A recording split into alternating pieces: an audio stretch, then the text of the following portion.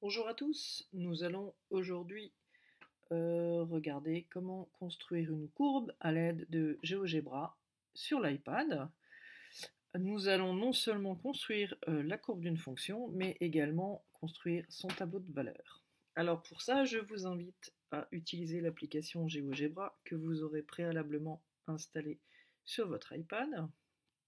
Je clique dessus et j'arrive à la page d'accueil sur laquelle je vais choisir le mode algèbre.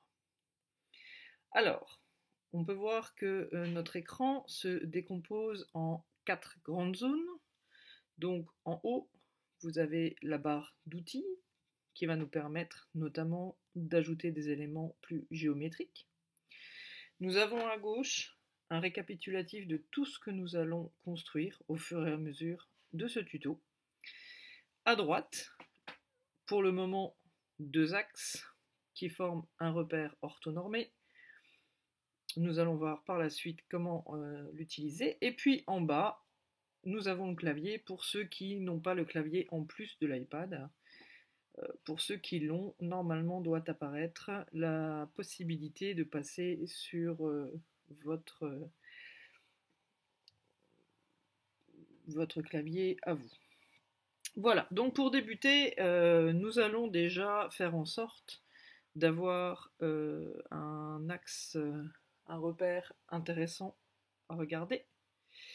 Pour ça, on va y ajouter des carreaux de manière à rendre la représentation graphique plus lisible pour tout le monde. Voilà, donc je vous invite à choisir les carreaux. Les voilà qui apparaissent. Si vous voulez pouvoir bouger votre repère, puisque vous pouvez remarquer qu'il n'est pas centré, il suffit d'appuyer sur la croix tout en haut, choisir déplacer graphique, puis vous placez votre doigt où vous voulez sur l'écran et vous pouvez ainsi mieux centrer ou en tout cas bouger votre repère. Alors on va débuter notre représentation graphique. Je vais pour ça appuyer en haut à gauche dans le cadre blanc, celui dans lequel le curseur clignote actuellement, et je vais rentrer ma fonction. Donc on va étudier par exemple la fonction x au carré plus 2x plus 1. Donc par défaut, il va l'appeler f de x, ça nous arrange. Donc on va le conserver ainsi. Et on va uniquement rentrer la valeur algébrique de cette fonction. X au carré plus 2x plus 1. Donc comme vous faites entrer, et comme vous pouvez le voir, la fonction s'affiche en haut à gauche. Vous pouvez toujours savoir quelle est la représentation graphique f verte. Et sa courbe représentative vient d'apparaître sur l'écran. Déjà une fonction plutôt intéressante. Alors, en imaginant maintenant que vous vouliez avoir un certain nombre de points de cette courbe, il vous est possible d'aller dans la barre des menus en haut, là où il y a un point A, vous appuyez dessus, vous choisissez point, puis vous venez appuyer n'importe où sur la courbe représentative de f. Voilà. Il va par défaut vous l'appeler A, vous pouvez modifier si vous le souhaitez son nom, ici on n'en a pas besoin, et vous allez pouvoir, avec votre doigt, vous balader ce point A sur la courbe. Alors évidemment, le balader pour le balader n'a guère d'intérêt. Par contre, si vous observez à gauche, le point A ayant été créé, il a été répertorié dans tout ce qui est fenêtre de construction, et vous voyez apparaître systématiquement les coordonnées de ce point, ce qui peut être assez intéressant si vous devez, par exemple, tracer cette courbe sur votre cahier. Alors si vous voulez faire quelque chose d'un petit peu plus précis, évidemment, on va utiliser une autre fonction qui est la fonction tableur. Alors pour cela, je vous invite à l'activer. En haut à droite, vous avez 3 segments parallèles. Je vous invite à appuyer là-dessus. Et vous avez un mode qui s'appelle affichage. Dans ce mode affichage, vous avez une fonction tableur qui va vous faire apparaître donc un tableur vraiment type Excel et qui va s'utiliser de la même manière. par exemple, on va imaginer que l'on veut tracer cette courbe sur notre cahier sur un intervalle allant de -5 à 5. On va donc débuter en A1 en -5.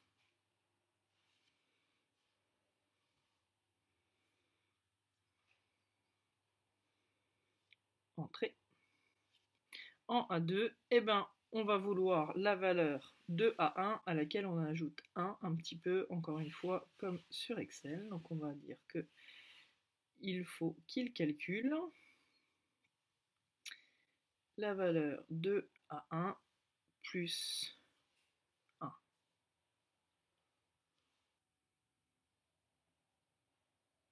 Ou on va faire un déplacer-glisser grâce à ce petit carré bleu. Et on va d'ailleurs s'arrêter à la valeur 5. La valeur 6 ne nous intéresse pas ici. Voilà, donc ici on a la valeur des abscisses de nos points. On veut maintenant calculer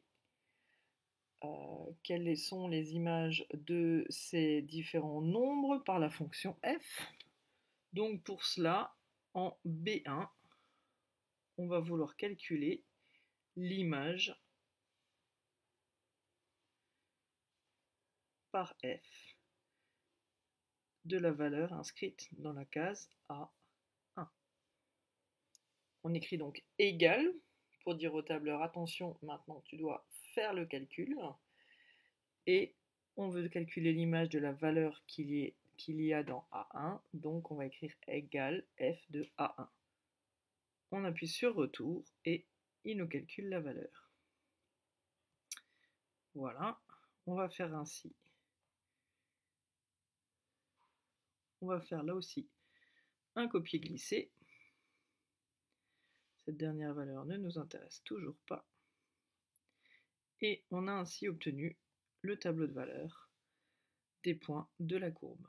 Si vous voulez les vérifier, il suffit de prendre votre point A par exemple. Vous voyez bien que le point A qui est sur la courbe qui a pour abscisse -1 a pour ordonnée 0, comme indiqué dans notre tableau. Voilà.